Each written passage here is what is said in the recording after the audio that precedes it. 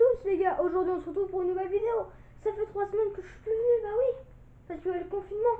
On ne veut pas vous le rappeler, déjà qu'on se le prend partout, même dans les pubs maintenant. Allez les gars, c'est parti, biographie de Charles de Gaulle de la Pologne, à l'école de guerre, officier, conférencier. C'est parti. Alors, pour bien commencer, enfin peut-être pas trop bien non plus, Charles de Gaulle a poursuivi sa carrière militaire sous la protection de Pétain, vous connaissez, le maréchal Pétain, sauf qu'à l'époque c'était pas encore le maréchal. Dans un premier temps, le 20 janvier 1919, il arrive à Saint-Maximin pour suivre les cours de remise à niveau destinés aux officiers de retour de captivité. À savoir qu'il est resté 2 ans emprisonné quand même. Désireux de relancer sa carrière militaire, compromis par ses mois de détention, il cherche à s'engager sur un théâtre d'opération et postule à cet effet simultanément pour un engagement dans l'armée d'Orient et auprès de l'armée de Pologne. Depuis avril 1919, il obtient son détachement auprès de l'armée polonaise autonome qui commence à quitter la France pour la Pologne. Il effectue dans le pays 2 séjours très rapprochés, le 1er avril 1919 à mai 1920, et le second de juin 1920 à la fin du mois de janvier 1921.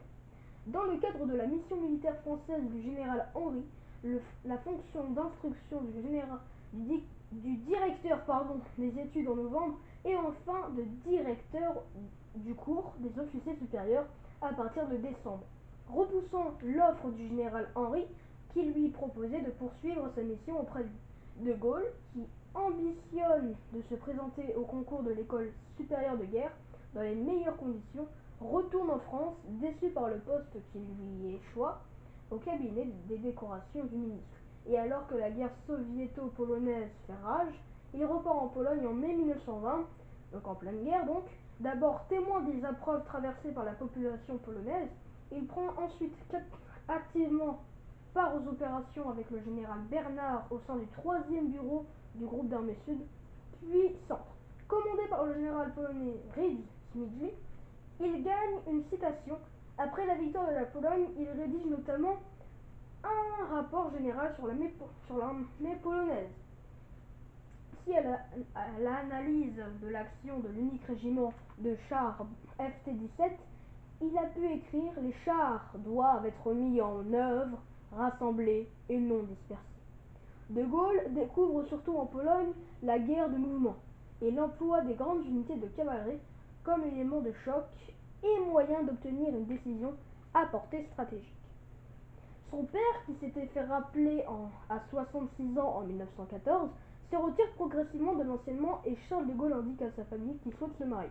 Il a été affecté par le décès sous les bombes d'une quasi-fiancée en 1916. En Belgique, les familles lui présentent une jeune fille issue de la bourgeoisie du Nord. Charles de Gaulle épouse le 7 avril 1921 dans l'église Notre-Dame de Calais Yvonne Van Room, 1900-1979. Ils ont 3 enfants. Philippe de Gaulle, né le 28 décembre 1921 à Paris, amiral puis sénateur. Elisabeth de Gaulle, née le 15 mai 1924 à Paris et décédée le 2 avril 2013. Anne de Gaulle, née le 1er janvier 1928 à Trèves et décédée le 6 février 1948 et colombée les 2 églises, née trisomique.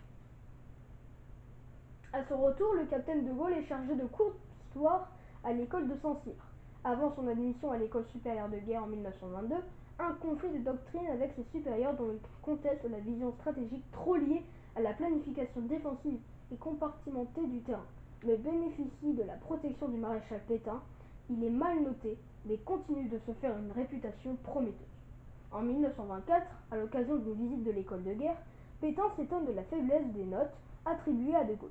Ses professeurs apprécient peu l'indépendance de celui-ci, trait de caractère qu'il partage avec Pétain. L'intervention de Pétain a probablement conduit à une rectification à la hausse des dites notes. En 1925, il est attaché à l'état-major du maréchal Pétain, vice-président du Conseil supérieur de la guerre. Celui-ci l'impose comme conférencier à l'école de guerre et lui demande de préparer la rédaction d'un ouvrage sur l'histoire du soldat. En 1927, en présence du maréchal Pétain, il présente à l'école de guerre 3 conférences remarquées, respectivement intitulées « L'action de guerre et le chef, du caractère » et enfin « du prestige ». Voilà les gars, c'est tout pour cette petite vidéo. La prochaine fois, on continuera dans cette avancée. J'espère que vous êtes aussi impatients Que là, par contre, je vous promets que demain, je reprends direct, vous inquiétez pas. Moi, je vous dis à demain et quand même, il est pote avec le maréchal Pétain pour le moment. Et ça va devenir son pire ennemi. Allez, je vous laisse pour la suite. Bye, à demain.